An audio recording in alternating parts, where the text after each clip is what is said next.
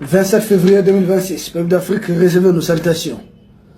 Les chefs d'état-major des armées de la CEDEAO, c'est-à-dire des pays membres de la CEDEAO, se sont réunis du côté de la Sierra Leone et deux points essentiels ont figuré à l'ordre du jour. Le premier point, il est question d'opérationnaliser une force de 2000 hommes, tout au plus, d'ici fin 2026, permettant de lutter contre le terrorisme. Le second point à l'ordre du jour, il est question de voir comment coordonner la lutte contre le terrorisme avec les pays de l'AES. Voici les deux points qui ont figuré à l'ordre du jour. D'emblée, le constat est que les pays de la CEDEAO intègrent qu'il y a bel et bien des menaces terroristes au sein des pays de la CEDEAO. Est-ce une avancée ou c'est juste un constat? Nous allons essayer de décrypter les deux points à l'ordre du jour. Et nous commençons par le premier point. Le premier point qui n'est autre que la lutte contre le terrorisme. On dirait que soudain, certains pays membres de la CEDEAO se réveillent. Et si on remarque, c'est une fois de plus ce qu'on appelle de la bureaucratie. Chef d'état-major de 12 pays qui se réunissent pour parler de la mobilisation rien que de 2000 hommes. Là où les pays de l'Est ont en une seule fois mobilisé 5000 hommes, on vient d'atteindre 6000 hommes. La création de l'Est par rapport à la création de la CEDEAO. Et regardez l'existence de la menace terroriste dans l'espace CEDEAO quand nous étions encore membres. On a perdu tout ce temps, pourquoi? Entre-temps, il y a eu combien de victimes? Donc, 12 chefs d'état-major pour mobiliser 2000 hommes. 2000 hommes, tout au plus, c'est un régiment.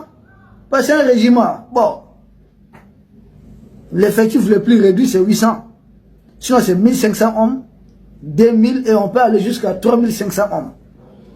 Donc, on s'est réunis. Or, un régiment, même, c'est commandé par qui? C'est par un lieutenant-colonel, par un colonel plein. C'est pas un général directement, non. Et ces chefs d'état-major-là, tous ces généraux se réunissent uniquement pour mettre en place un régiment. Mais c'est terrible. Ça interpelle. Il y a des questions à se poser. Donc, tout ça pour ça, tous ces généraux qui se réunissent, juste pour mobiliser 2000 hommes. Et quelle est l'efficacité des 2000 hommes dans la lutte contre le terrorisme? Je pense qu'il y a des préalables.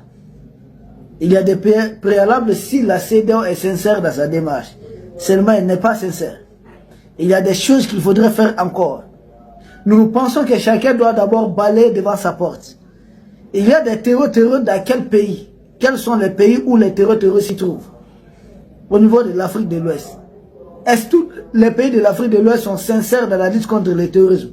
La réponse évidemment c'est non. Beaucoup de pays sont rattrapés par l'hypocrisie, le fait de vouloir faire semblant de lutter contre les terreurs. Des pays de l'Afrique de l'Ouest, parce que c'est de cela qu'il est question. Il y a la Mauritanie qui fait partie de l'Afrique de l'Ouest. Est-ce que la Mauritanie est disposée à lutter contre les terreurs? Nous avons entendu beaucoup de bruit. Et certains Mauritaniens disent, ah, l'armée malienne a fait une incursion en territoire mauritanien, aller arrêter certains chefs terreaux, éliminer des terreaux. J'ai dit, mais en quoi ça va vous déranger? Donc, vous êtes d'accord que vous devez collaborer avec les terreaux, attaquer le Mali? Moi, je ne dis pas, je ne confirme pas que l'armée malienne a fait cette incursion. Mais ça reste à vérifier. C'était point. De toute façon, dans les années 2008, l'armée mauritanienne a l'habitude d'entrer en territoire malien, venir traquer certains terreurs. Nous, on n'en a pas fait un cas de problème. Si c'est le cas aujourd'hui, parce que les terreurs nous attaquent et essaient de se replier rapidement en territoire mauritanien. Et précisément, le village où l'armée malienne aurait arrêté des terreurs s'appelle le village de Melga. Melga, attention, il y a Melga du Mali, il y a Melga de la Mauritanie. Donc, cette incursion fait beaucoup de bruit. Donc, est-ce que tous les pays d'Afrique de l'Ouest sont sincères de lutter contre les terreurs? J'ai dit non. Il suffit que chaque pays fournisse d'abord un effort. Que chaque pays d'Afrique de l'Ouest déclare la guerre contre le terrorisme. Conformément d'ailleurs à la résolution 1373 des Nations Unies, conformément même aux conventions de l'Organisation de l'Unité africaine d'abord, qui a dévancé l'Union africaine, l'OIA, et ensuite maintenant à la convention, protocole additionnel de 2004 de l'Union africaine. Mais est-ce que tous les pays sont sincères pour lutter contre les terroristes? La réponse évidemment c'est non. Donc pour nous c'est une réunion de trop, une réunion de plus, et leur demande pour collaborer avec les pays de l'AES, ça aussi ça ne passe pas. Parce qu'en réalité, nous n'avons pas confiance. Et pourquoi nous disons ça ne passe pas? Pour le moment, toute coopération de lutter contre les terroristes entre les pays de l'Est et ce qu'ils appellent les pays de la CEDEAO, c'est presque voué à l'échec. Parce que nous pensons qu'il faut éviter le cheval de Troie. Ah ouais, c'est cheval en bois qui a été expérimenté contre les Troyens. Ah oui, oui, le cheval en bois qui était bourré de soldats ennemis. Et une fois à l'intérieur des Troie, les soldats ont commencé, voilà, ils ont pu atteindre leur objectif. Ouvrir les portes, et puis ces filles, presque c'est l'enfer sur terre, c'est l'apocalypse sur les Troyens. Coopérer avec ces gens, c'est quoi? Donner des renseignements fiables pour qu'ils alertent à temps les terreurs. C'est faire quoi concrètement? Qu'est-ce qu'on y gagne? Nous sommes déjà en train de très bien lutter contre les terreurs. C'est pourquoi j'ai dit, non, ces pays de la CEDEAO, beaucoup d'entre eux ne remplissent pas encore les conditions. Et ça, nous avons retenu 5 arguments. Premier argument, c'est que beaucoup de pays de la CEDEAO acceptent volontiers que leur territoire soit utilisé comme base arrière des terroristes pour attaquer, agresser les pays de l'Est. Sont-ils prêts à mettre fin à cette pratique? La réponse évidemment c'est non. Regardez le Nigeria, qui est la fameuse grande puissance des pays de la CEDEAO.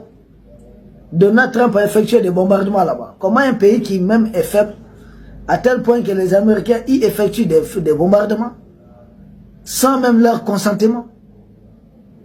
Et bombardement même presque dans le vide. Parce que les groupes terroristes qui endaient le Nigeria depuis les années 2008-2009 n'ont pas été touchés par ces frappes. Une mise en scène, mascarade. Bon, avec des gens comme ça, qu'est-ce qu'on peut faire? Mais pourtant, le Nigeria est allé bombarder le Bénin pour maintenir un homme de la France au pouvoir. Mais le Nigeria n'est pas à mesure de bombarder les terroristes chez eux-mêmes. Donc il faut faire recours aux Américains. Attendez, c'est sérieux? Ils veulent vraiment quel partenariat? Nous pensons qu'il y a quelqu'un qui est caché derrière ces pays de la CEDEAO. C'est chef d'état-major de la CEDEAO. C'est leur président qui les envoie, mais derrière leur président, vous avez les puissances impérialistes qui ont été expulsées des pays de l'Est. Donc qui ont été chassés par la porte et qui veulent revenir par la fenêtre. Donc là, ça ne tient pas debout. Mais notre opération en Mauritanie, on dit, ah, la Mauritanie c'est un peu fâché, bon. Notre présime opération, disons comme ça. Ils ont déployé des militaires. Donc vous ne déployez pas les militaires pour lutter contre les terroristes, mais pour empêcher que nous, on lutte contre les terroristes. C'est vraiment sérieux ça. Il n'y a pas longtemps, un drone a filmé des terroristes qui entraient chez Michel Alassane Dramane Ouattara, tranquillement. Ils se sentaient vraiment à terrain conquis. Et ils sont mis même à tirer du côté de l'autre frontière sur des militaires burkinabés.